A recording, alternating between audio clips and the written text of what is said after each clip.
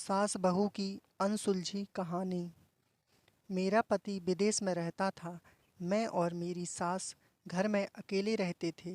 मेरी सास विधवा थी। वो रोजाना शाम को खाना बनाकर ले जाती और कहती कि किसी अनाथ को दे आती हूँ, तुम्हारे ससुर को पुण्य मिलेगा। एक दिन सास बेहोश हो गई और डॉक्टर को दिखाया तो डॉक्टर कहता है कि तुम्हारी सास गर्भवती है। मैंने सास को कुछ नहीं बताया और अगले दिन सास का पीछा किया तो सास एक पुरानी घर में गई।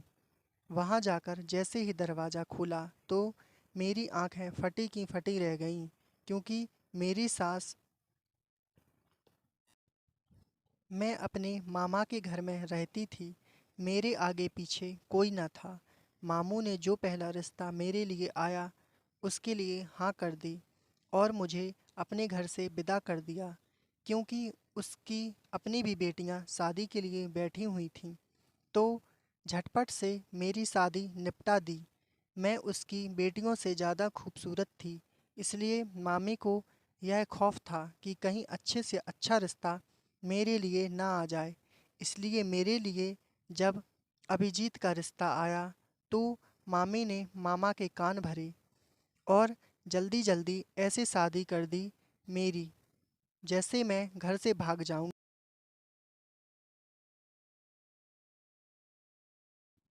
लेकिन मेरी किस्मत अच्छी थी कि मुझे इतना अच्छा पति मिला। मेरा पति बहुत ज़्यादा अमीर नहीं था, लेकिन मेरी शादी होते ही पैसों की कमी का सामना करना पड़ गया था उनको, क्योंकि मेरी शादी में अच्छा खासा खर्च हो गया था। मेरे पति ने शादी अच्छे तरीके से करने के लिए काफ़ी कर्जा ले लिया था, इसलिए कर्जा उतारने के लिए उनको विदेश जाना पड़ा ताकि वो कुछ पैसा जमा करके आ जाएं। कर्ज भी उतर जाएगा और अच्छे तरीके से गुजर बसर भी हो जाएगा। उनके कागजात पहले से ही बने हुए थे, इसलिए वो कमाने के लिए दुबई चले गए, जहाँ पर मेहनत मजदूरी करनी थी। उन्हें अभी मेरी शादी को 2 महीने ही हुए थे कि मेरा पति देश से बाहर चला गया और मुझे बहुत अफसोस हो रहा था। मैंने अपने पति के साथ ज़्यादा वक्त नहीं गुजारा था। अभिजीत ने मुझसे कहा कि मैं जल्दी वापस आ जाऊंगा, थोड़ा सा सब्र रखना। पैसों की परेशानी बहुत ज़्यादा है, सिर्फ शादी ही नहीं अपना घर बनाने के लिए भी कोशिश कर रहा हूँ, क्योंकि हम अभी किराए के घर में रहते हैं। क्या तुम नहीं चाहती कि हमारा अपना घर हो? इस तरह की बातें करके अभिजीत ने मेरी उदासी को दूर करने की कोशिश की, क्योंकि उनके जाने की खबर सुनकर मैं काफ़ी दिनों से उदास थी। फिर मैंने सोचा कि वह ठीक ही कह रहे हैं, मुझे थोड़ा सा इंतज़ार करना होगा। इसके बाद जो हमारी आर्थिक स्थिति सही हो जाएगी तो हम एक खुशहाल ज़िंदगी की शुरुआत करेंगे। अपने पति को तो मैंने देश से बाहर विदा कर दिया था, लेकिन अब इस घर में मैं और मेरी सास रह गई थीं। इस थोड़ी से समय में मेरी मेरी मेरी सास से ज़्यादा बात नहीं हुई थी, क्योंकि मुझे पता था कि मेरे पास अपने पति के साथ वक्त गुजारने के लिए बहुत कम वक्त है। इसलिए शादी से लेकर अब तक का सहारा समय दिन रात मैंने अपने पति के साथ ही गुजारे थे। अपनी सास के साथ बैठने और बात करने का तो मुझे ना वक्त मिला था, ना ही फ़िलहाल कोई ज़रूरत थी। मैं तो बस उनको खाना बनाकर देती थी और वह चुपचाप खा लेती थीं। मेरी सास सारा दिन और सारी रात क्या करती रहती थीं, मुझे उससे कोई मतलब नहीं था। लेकिन अब जबकि मेरे पति चले गए थे तो घर में मैं और मेरे सास थी, इसलिए हम दोनों की थोड़ी बातचीत हो जाया करती थी। लेकिन मेरी सास कुछ अजीब सी थी। वह आम सासों की तरह नहीं थीं। काम ना करने पर मुझे कुछ नहीं कहती थीं, खामोशी से खुद काम कर दिया करती थीं। मुझे अगर जागने में देर हो जाती तो वह नाश्ता बना दिया करती थीं मेरे मैले कुचेले कपड़े धोने लग जातीं। इन तमाम बातों से मुझे खुशी नहीं मिली थी, बल्कि गुस्सा आने लगा था।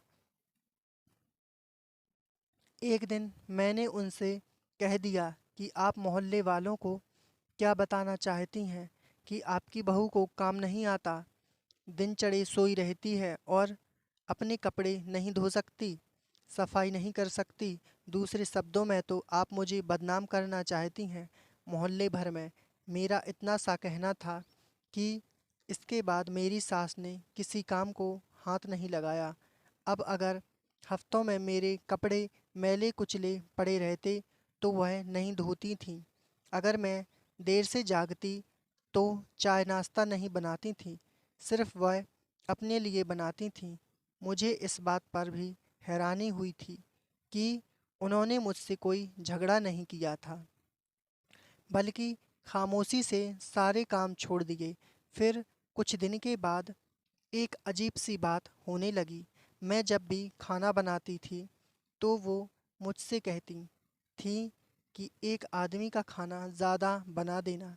मैंने पूछा कि घर में तो सिर्फ हम दोनों ही हैं, तो फिर 3 आदमी का खाना क्यों?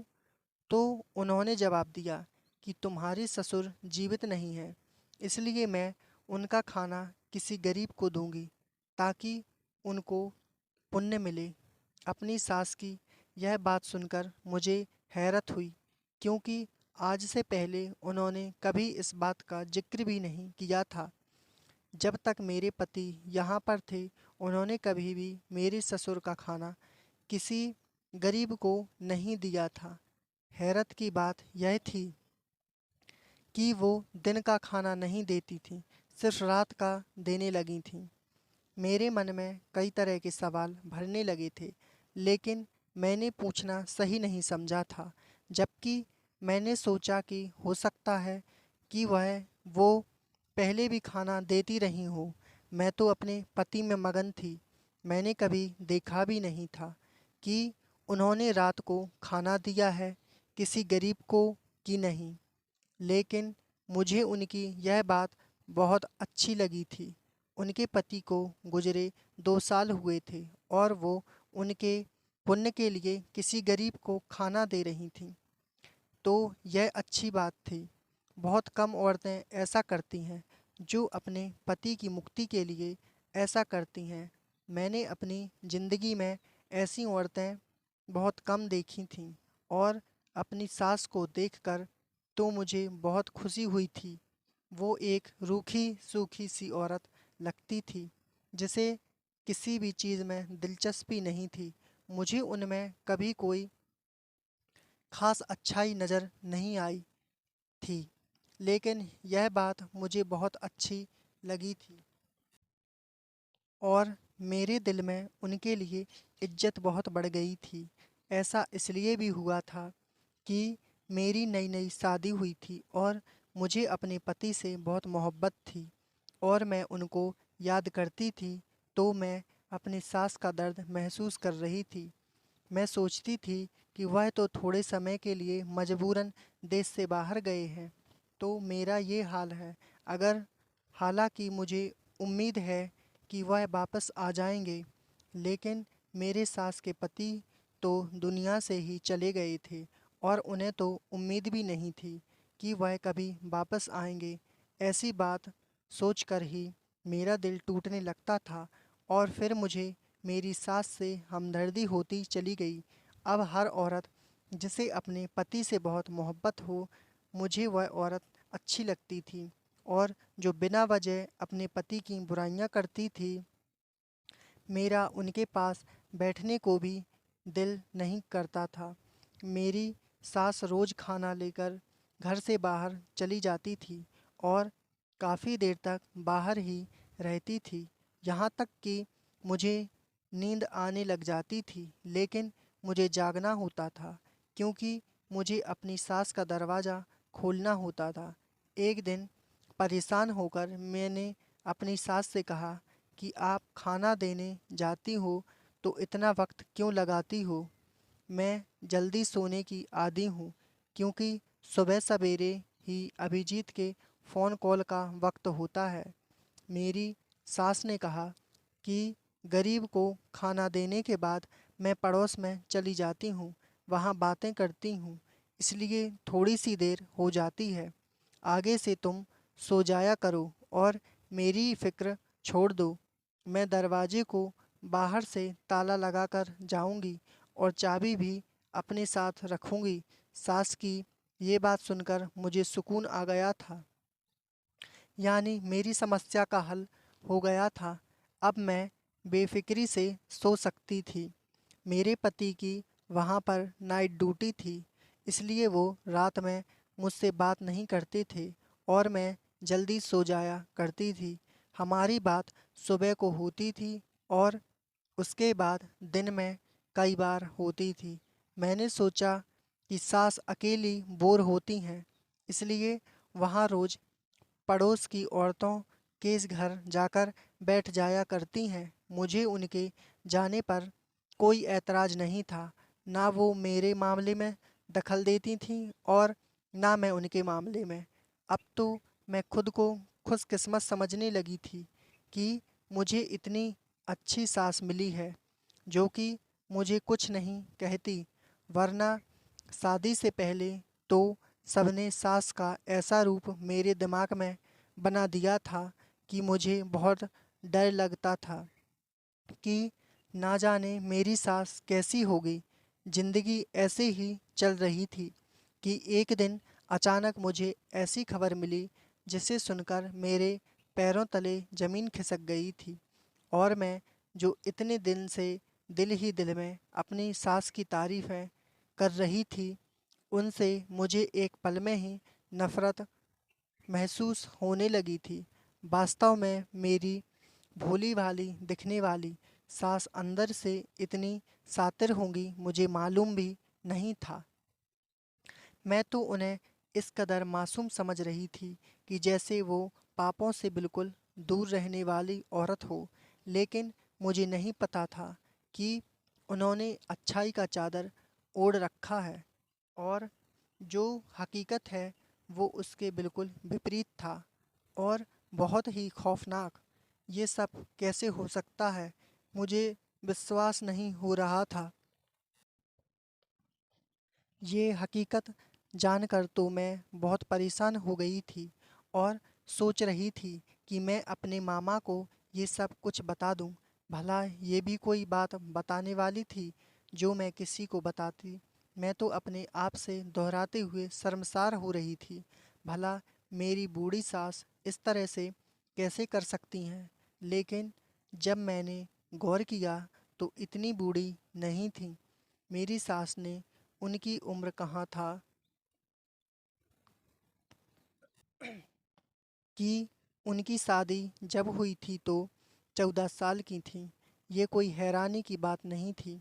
वाक़ई में ऐसे होता था और अब मेरी सास 40 साल से कुछ ऊपर ही होंगी। लेकिन उनकी तबीयत अक्सर ख़राब रहती थी, जिसकी वजह से ऐसा महसूस होता था कि उन पर बुढ़ापा आ गया है। लेकिन कुछ दिन से मैंने यह भी देखा था कि उनके चेहरे पर एक बार फिर से रौनक आने लगी थी। एक दिन अचानक वो मेरे सामने चक्कर खाकर गिर पड़ीं, तो मैं परेशान हो गई। उन्हें होश में लाने की पूरी कोशिश की और मेरी कोशिश करने पर ही जल्दी ही होश में आ गई थीं।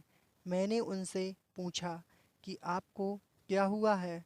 तो उन्होंने कहा कि शायद मेरा ब्लड प्रेशर लो हो गया है। हाँ ठीक है, मैं आपको अस्पताल लेकर चलती हूँ। मैंने रिक्शा पकड़ा और उनको पास के अस्पताल ले लेकर चली गई, पर आते ही वह एक बार फिर से बेहोश हो गई थीं। मैं परेशान हो गई कि आखिर उनको हुआ क्या है। शायद वाकई उनका ब्लड प्रेशर बहुत ज़्यादा लो हो गया है या गर्मी भी तो है। डॉक्टर ने कहा कि इनके कुछ टेस्ट होंगे। डॉक्टर ने उन्हें आराम का इंजेक्शन दिया और उनके खून का सैंपल लेकर कुछ टेस्ट किए। उनके होश में आने के बाद हम घर वापस आ गए, लेकिन अगली सुबह जब मैं रिपोर्ट लेने गई तो मेरे पैरों तले से ज़मीन खिसक गई, क्योंकि उस रिपोर्ट के मुताबिक तो मेरी सास प्रेग्नेंट थी। यह देखकर तो मेरा सर बुरी तरह से चकराने लगा था कि यह सब क्या हो रहा है। मैंने सास को कुछ नहीं बताया और बदनामी के डर से वह रिपोर्ट छुपा दी। मेरी सास की तबीयत वैसे ही खराब थी।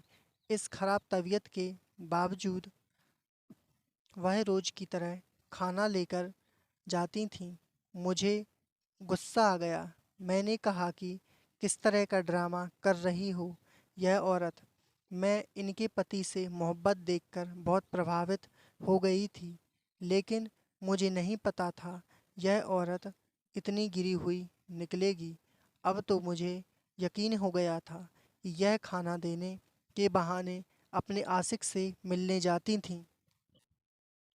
यकीनन खाना भी उसी को देती होंगी, बल्कि उसके साथ मिलकर खाती होंगी, क्योंकि वह बहुत सारा खाना निकाल कर जाती थी, जो कि दोनों लोगों के लिए काफ़ी होता था।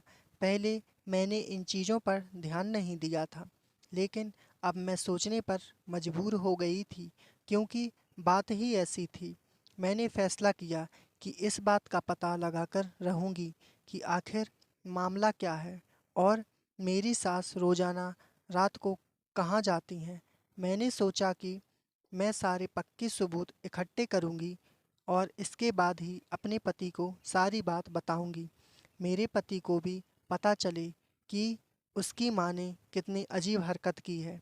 इंसान जवानी में ऐसी हरकत करता है तो बात समझ में आती है, लेकिन बुढ़ापे की दहलीज पर कदम रखते हुए मेरी सास को थोड़ा भी एहसास नहीं हुआ होगा कि वह पल पल मौत के करीब हो रही हैं। वैसे तो मौत हर वक्त इंसान के सिर पर होती है, कभी भी आ सकती है, लेकिन बुढ़ापा मौत का संकेत होता है। उम्र के इस हिस्से में दाखिल होते हुए मेरी सास को पूजा पाठ में मग्न होना चाहिए था। इस हिस्से में आकर वह इस तरह का काम कर बैठी हैं। मैंने सास का पीछा करने की ठान ली थी। सोचा कि आज रात जब वह खाना लेकर बाहर जाएंगी तब मैं उनका पीछा करूंगी, लेकिन मुझे याद आया कि वह ताले की चाबी लेकर जाती थीं और बाहर से ताला लगाकर जाती थीं, क्योंकि मैंने ही उन्हें कहा था कि मुझे जल्दी नींद आ जाती है। उनका इंतज़ार करते हुए मुझे देर हो जाती है। मैंने अपने से कहा सास से कहा कि वह आज के बाद बाहर से ताला लगाकर ना जाया करें। मुझे डर लगता है कि कहीं अगर घर में आग वगैरह लग गई तो मैं कैसे बाहर निकलूँगी। मेरी यह बात सुनकर सास के चेहरे का रंग फीका हो गया था। मैंने महसूस किया था कि मेरी यह बात उन्हें अच्छी नहीं लगी थी। अब तो मुझे यकीन हो गया था कि दाल में कुछ काला है। जैसे ही मेरी सास खाना लेकर बाहर गईं, तो मैंने अपनी पुरानी चादर उठाई, जो कि शादी से पहले मैं इस्तेमाल करती थी और शादी के बाद भी इस चादर को यादगार के तौर पर अपने साथ लाई थी। इस चादर का इस्तेमाल मैंने इसलिए किया था ताकि सास मुझे पहचान ना सकें, वरना जो चादर मैं रोज़ इस्तेमाल करती थी उससे तो वह बखूबी पहचान सकती थी कि मैं उनका पीछा कर रही हूँ। रात के 9 बज रहे थे और गली सुनसान हो गई थी, क्योंकि मोहल्ले वाले जल्दी से सोने के आदी थे। मैं इस तरह से सास का पीछा कर रही थी कि उनको थोड़ा भी शक ना हो कि कोई उनके पीछे है। वह शायद अपनी धुन में चलती जा रही थीं, खाना हाथों में थामे हुए। चलते चलते वह बहुत दूर आ गई थीं। मुझे हैरानी हुई कि एक बीमार औरत इतनी दूर कैसे आ सकती है। फिर वह एक पुराने से घर में घुस गई, जो बहुत ही टूटा फूटा सा था। मुझे डर था कि अंदर घुसते ही कहीं वह दरवाज़ा बंद न कर दे, लेकिन जब मैंने पीछा किया तो देखा कि दरवाजे में तो कोई कुंडी ही नहीं थी। यानी कि वह घर इतना पुराना और टूटा फूटा था कि उसके दरो दीवार भी इस बात के गवाह थे। मैं दबे पाँव इस घर के अंदर घुसी तो मैंने वहाँ पर देखा कि वहाँ पर मेरे ही सास का हम उम्र एक शख्स मौजूद था और मेरी सास उससे बहुत खुशहाल माहौल में बातें कर रही थी। ना सिर्फ बातें कर रही थी बल्कि अपने हाथों से निवाले बनाकर उस शख्स को खिला रही थी। यह दृश्य देखकर तो मेरा ऊपर का सांस ऊपर और नीचे का सांस नीचे रह गया था कि यह सब हो क्या रहा था। यानी कि मेरी सास रोज़ाना मुझसे झूठ बोलकर जाती थीं कि वह गरीब बच्चों को खाना देने जाती हैं, जबकि वह यहाँ पर किसी अनजान आदमी के घर के अंदर आकर ना सिर्फ अपने हाथों से खाना खिलाती हैं बल्कि उससे खुश होकर बातें भी कर रही थीं और काफ़ी वक्त लगाती हैं, यहाँ तक कि मैं सो जाती हूँ और जब मैं पूछती हूँ तो कहती हैं कि मोहल्ले की औरतों के साथ बैठती हूँ। और मैं कितनी बेवकूफ़ थी कि मैंने उन सब बातों पर ध्यान देना तो दूर की बात, कभी सास पर ज़रा भी शक नहीं किया था और मैं उसको एक अच्छी औरत समझती रही जो अपने पति की वफ़ादार है और उनके पुण्य के लिए खुद गली से बाहर आकर गरीबों को खाना देती हैं। लेकिन अब बात सिर्फ खाना खिलाने की हद तक नहीं थी, ना ही किसी अनजान शख्स से बातें करने की हद तक थी, बल्कि बात तो इससे भी बहुत आगे निकल चुकी थी। मेरी सास, तुम गर्भवती हो चुकी हो। अब तो मुझे यकीन हो गया था कि यही वह शख्स है जिसके साथ मेरी सास का कोई चक्कर है। इसी वजह से वह खाना देने के बहाने यहाँ आती हैं। अब यह आदमी कौन है मैं नहीं जानती थी। पहले तो मेरा दिल किया कि मैं वहाँ जाकर उन दोनों के मुँह पर उन्हें भला बुरा कहूँ। फिर मुझे ख्याल आया कि वह दोनों कहीं मुझे नुकसान ना पहुँचा दें और मैं पीछे अपना घर भी खुला छोड़कर आई थी, कहीं छोड़ चोर ना घुस जाएं। मुझे यह फ़िक्र थी। जैसे ही मेरे दिल में चोर का ख्याल आया, मैं तुरंत वापस आ गई क्योंकि वहाँ पर मेरे जेवरात भी पड़े थे और कुछ कीमती सामान भी। मैं सोच सोच कर पागल हो रही थी। मैंने फैसला कर लिया था कि मेरी सास घर आएगी तो मैं उसके सामने वह सब कुछ बोल दूँगी जो मेरे दिल में है। वहाँ पर तो मैंने उस अनजान शख्स के डर से कुछ नहीं कहा था, लेकिन घर में तुम्हें बोल सकती थी। जैसे ही मेरी सास वापस आई तो मुझे ज़्यादा देखकर थोड़ी चौंक सी गईं और जगह देखकर मुझे चौंक गईं और पूछा कि तुम अभी तक सोई नहीं। मैं भी गुस्से में आ गई और कहा कि जिस औरत के साथ इतनी बदतर बदतरदार हो सकती है उसको भला कैसी नींद आएगी। मेरी बात सुनकर तो मेरी सास हैरान होकर मुझे देखने लगी तो मैंने कहा कि मुझे इस तरह से ना देखें। मुझे सारी सच्चाई पता चल गई है कि आप खाना देने के बहाने कहाँ जाती हैं और किससे मिलती हैं और आपकी कोख में किसका पाप पन बन रहा है। मेरी सास ने मुझसे कहा कि मैं क्या बोल रही हूँ तो मैंने उनकी मेडिकल रिपोर्ट उनके मुँह पर मारते हुए कहा कि यह सब मैं बिना वजह नहीं कह रही हूँ।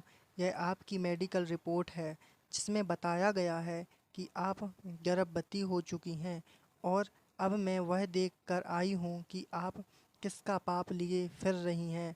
सास ने रिपोर्ट उठाई और उन्हें पढ़ने लगी और मुझसे कहा कि ऐसा कुछ नहीं है, रिपोर्ट में गलत लिखा हुआ है। मैंने कहा कि अगर रिपोर्ट गलत है तो मैं यकीन भी कर लेती थी, लेकिन वह शख्स कौन है जिससे सारी सारी रात आप बैठकर बातें करती रहती हैं। आपने अपने पति के पुण्य के काम का नाम दे लेकर किसी और शख्स के पास रहते हुए आपको शर्म नहीं आती? कौन है वह शख्स जिसके साथ आप हंसकर बातें कर रही थीं? आपको अंदाज़ा भी है कि आपने मेरे पति की इज्जत को मिट्टी में मिलाकर रख दिया है। क्या मुँह दिखाएंगे मेरे पति सारी दुनिया को कि उसकी बूढ़ी माँ, जिसने अभी अभी बुढ़ापे की दहलीज पर कदम ही रखा है, वह गर्भवती हो गई है। अगर मेरे ससुर जिंदा होते तो फिर भी जमाना कुछ ना कहता, थोड़ी बहुत बात होती और फिर सब चुप हो जाते कि चलो एक स्वीकारने लायक बात है, कोई अनुचित बात तो नहीं है, यह कहकर लोग उसे स्वीकार कर लेते। लेकिन अगर दुनिया मेरे पति से उससे जुड़ी सवाल करेगी तो वो ज़माने में किसी को मुँह दिखाने के काबिल नहीं रहेंगे। लोगों की बहन या बेटी इस तरह के काम करती है और उनके सर शर्म से झुक जाते हैं, लेकिन यह पहली बार है कि एक जवान लड़के की माँ ने इस तरह का काम किया है। मेरे पति तो बदनामी के डर से अपनी जान ही ले लेंगे। मैंने अपने दिल का सारा बड़ा सास के सामने निकाल दिया तो उन्होंने कहा कि तुम गलत समझ रही हो, वह शख्स तो मेरा भाई है। उसे किसी ने गलत डकैती के केस में फंसाया था, जिसकी वजह से वह पुलिस से छुपकर इस घर में बैठा हुआ था और मैं उसे खाना देने जाती थी। मैंने मजबूरी में तुमसे झूठ बोला था कि तुम क्या सोचोगी कि मैं कहाँ जाती हूँ, इसलिए कि मैंने पुण्य का काम वाली बात की थी। मेरी सास झूठ पर झूठ बोल रही थी। मैंने कहा कि आप इतना झूठ मत बोलो, यह रिपोर्ट बिल्कुल सच्ची है और वह आदमी आपका भाई नहीं है। वक्त आने पर ज़माने के सामने हर कोई भाई बहन बन जाता है। अपने इतने बड़े भाई को कोई भी औरत अपने हाथ से निवाला बनाकर नहीं खिलाती। इस तरह की हरकतें औरत अपने आशिक के साथ करती है और वो आपका भाई नहीं है, यह बात मुझे मालूम है। इतनी कम अक्ल की मैं नहीं हूँ कि मैं समझ ना सकूँगी कि दो लोगों के बीच में कैसा रिश्ता हो सकता है। हाँ ठीक है, वह आदमी पुलिस से छुप रहा होगा, यह बात आपकी सही है, लेकिन वह आपका भाई नहीं है, वह आपका आशिक है।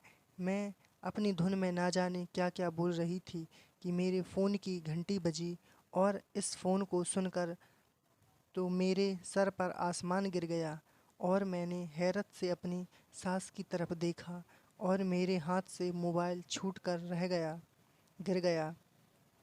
मेरी सास नहीं हैरत मेरी सास ने हैरत से मुझे देखा और कहा कि किसका फ़ोन है, क्या हो गया है? मेरा बेटा तो ठीक है ना? बताओ, तुम इतनी हैरान क्यों हो गई हो? फ़ोन सुनने के बाद बताओ मुझे किसका फ़ोन था? मैंने सास से कुछ नहीं कहा और मैं कमरे में आ गई और अपने आप को वह कमरे में बंद कर दिया और फूट फूट कर रोने लगी। मेरी सास दरवाज़ा बजा रही थी और मुझसे पूछ रही थी कि किसका फ़ोन है और मैं क्यों रो रही हूँ। यकीनन वह परेशान थी, लेकिन मैं अपनी सास को क्या बताती कि फ़ोन उस लैब से आया था जहाँ पर मैंने अपनी सास के टेस्ट करवाए थे और लैब वाला शख्स मुझसे कह रहा था कि नाम एक होने की वजह से टेस्ट में गलती हो गई है। आपकी सास की रिपोर्ट किसी और के पास चली गई है और किसी और की रिपोर्ट आपकी सास के पास आ गई है। जो रिपोर्ट आपके पास आई है वह एक नए शादीशुदा जोड़े की है जो आपकी सास के नाम की है और वह गर्भवती भी है और आपकी सास की रिपोर्ट मेरे पास है और इस रिपोर्ट के मुताबिक आपकी सास को फेफड़ों का कैंसर है। अब मैं अपनी सास को क्या बताती कि मैं जो इतनी देर से उनके किरदार पर उंगली उठा रही थी, उनके पास तो ज़िंदगी के वक्त ही कम बची थी। मैं किस मुँह से अपनी सास से माफ़ी मांगती। आखिर मैंने दरवाज़ा खोल दिया और अपनी सास को गले लगाकर फूट फूट कर रोने लगी और उनको सारी हकीकत बता दी। कुछ दिन के बाद मेरी सास बहुत बीमार हो गई थीं और उनकी आँखों में हर वक्त मेरे लिए शिकायत रहता था। वह शख्स वाकई में मेरी सास का भाई था जो पुलिस से छुप रहा था। एक छोटी सी गलतफहमी ने सब कुछ बर्बाद करके रख रख दिया। मेरी सास कुछ महीने बाद इस दुनिया से हमेशा के लिए चली गई थीं क्योंकि उन्हें कैंसर था। लेकिन मैं कभी भी अपने आप को माफ़ नहीं कर पाऊंगी कि मैंने उनको इतना कुछ कहा था। मुझे उनकी बात गंभीरता से सुननी चाहिए थी, समझना चाहिए थी और लैब वालों से कहना चाहिए था कि आपकी रिपोर्ट में ज़रूर कोई गलती है, लेकिन बजाय इसके कि मैं यह सब कुछ करती, मैंने आंखें बंद करके हर चीज़ पर भरोसा कर लिया था। काश कि मैं एक पल की सोचती कि रिपोर्ट गलत भी हो सकती है। मुझे यह बात सोचनी चाहिए थी, आगे जाकर डॉक्टर से बात करनी चाहिए थी, लेकिन मैंने अपनी ज़िंदगी की सबसे बड़ी गलती कर दी थी और मेरे दिल में हमेशा इस बात का बोझ रहेगा। धन्यवाद दोस्तों। हेलो दोस्तों, अगर आपको ये स्टोरी अच्छी लगी हो तो प्लीज़ इसे लाइक करें, शेयर करें और हाँ, कमेंट करके ज़रूर बताएं कि आपको ये स्टोरी कैसी लगी है और प्लीज़ चैनल को सब्सक्राइब कीजिए। धन्यवाद।